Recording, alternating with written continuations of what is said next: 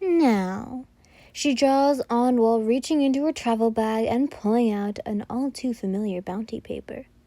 Tell me, does this guy look familiar to you? My eyes trail over the writing along the bottom, my eyes widening with fear. They're after Eijiro? I entirely ask, and upon not answering the girl's question, the grip on my wrist tightens harshly.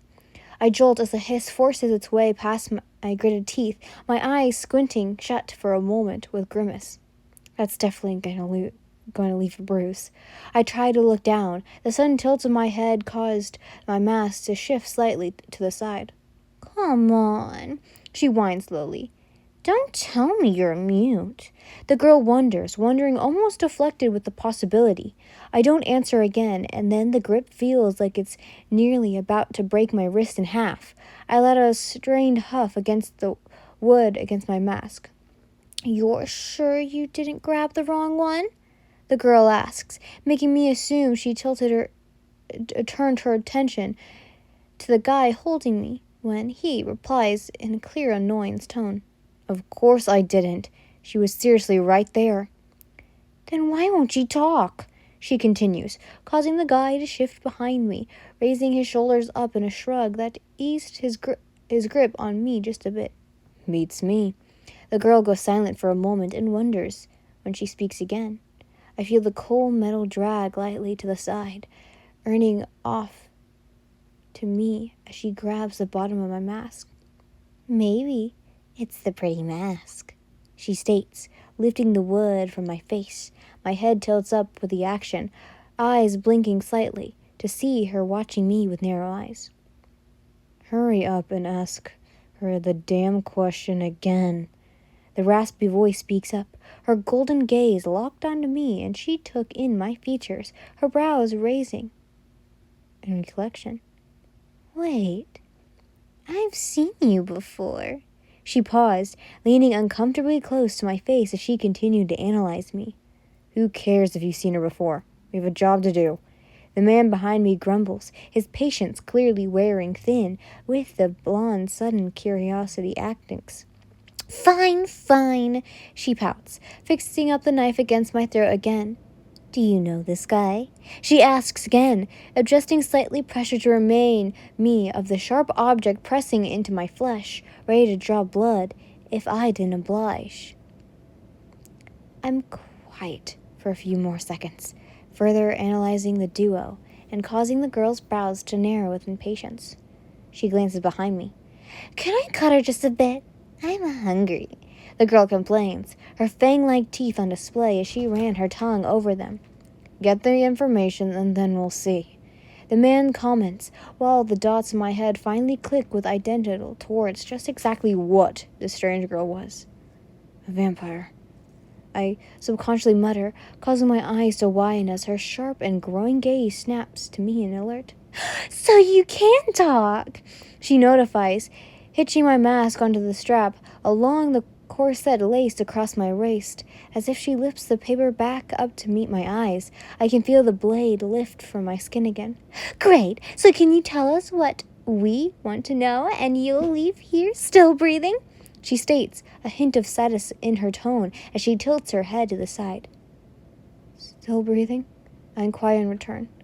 What kind of promise is that? I ask with furrowed breath.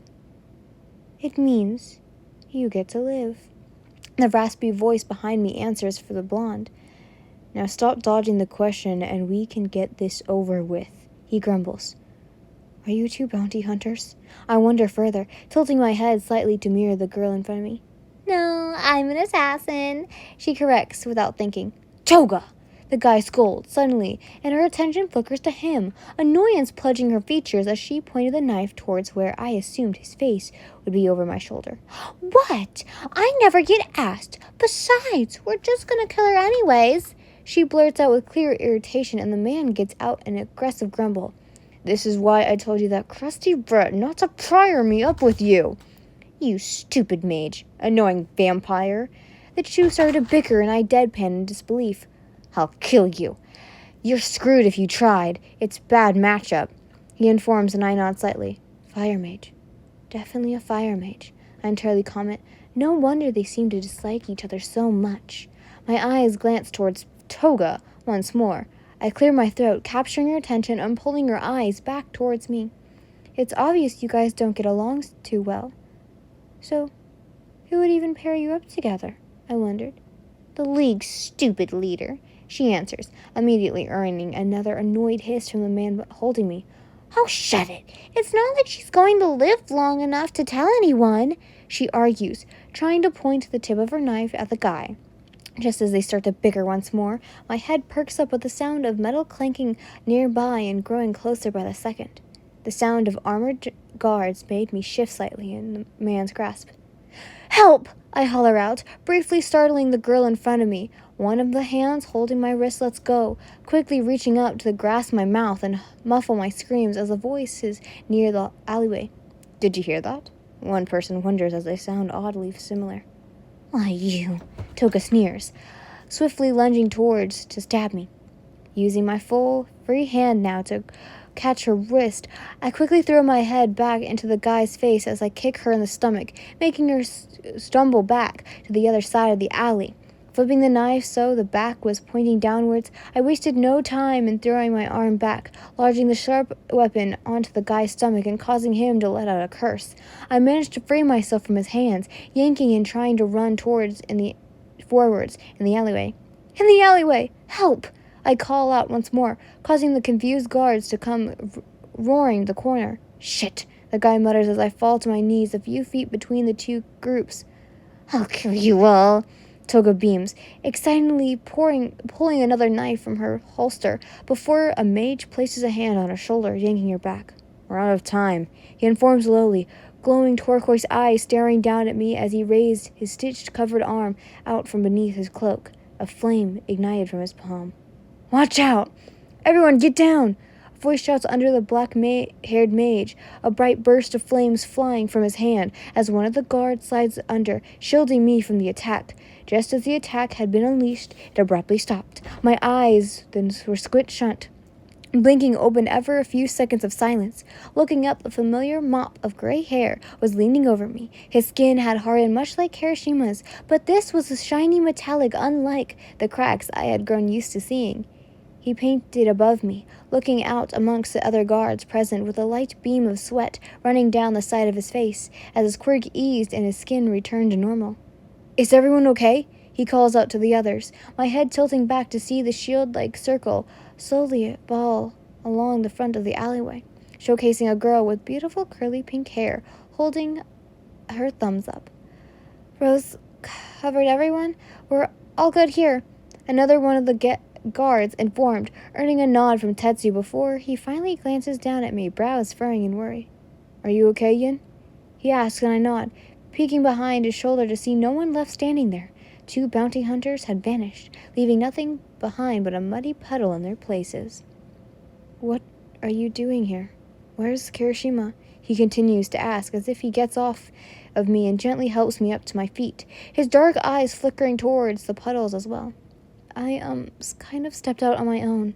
My voice trails off as I glance towards the front of the alleyway, and from the corner of my eye, I catch Tetsu following my gaze with his own, noting towards my answer. Well, I can escort you back. Come on. He leaves from forward, slightly shielding me from the other guards as he passes by. Go inspect the area, and try to find where those 2 bounty hunters went off to. He commands the few who look our way. Once we make it out into the busy street, he leads me down to make sure to hide your face as much as you can. The silver-haired guard insisted, and I obey, still in shock over what had just happened. After a few more moments of silence, he clears his throat again, glancing about as we walk. So, do you know the people who attacked you? He asked, with a concerned pitch in his words.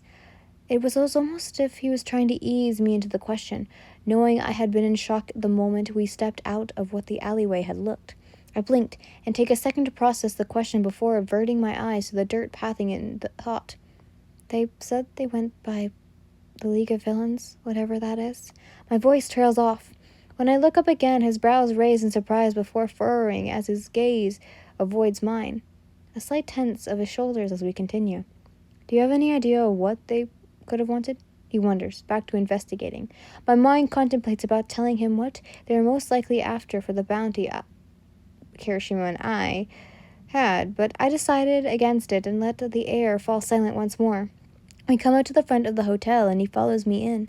You really don't need to walk me to the door, Tetsu. I start once we're walking up the stairs. He shakes his head and immediately, shooting down my statement. No. You were just attacked. I need to make sure you get back to your room safely. The silver-haired guard quickly claims, and I nod, letting his eyes slip past my lips as we trot through the hallway leading up to my room. When we approach the door, I turn to face the guard fully, landing my back to the wood as I offered a grateful smile up at the guard. Well then, thank you for the help, and... The sound of the door clicking and the twist of the handle caused me to jump slightly with a sudden noise. A light gust of wind brushing along the back as the door behind me was pulled open. Oh, there you are, Yin. The familiar groggy voice of my significant other greets behind me, and I can hear the surprise in his words when he sees the other person standing just a few feet in front of me. Tetsu?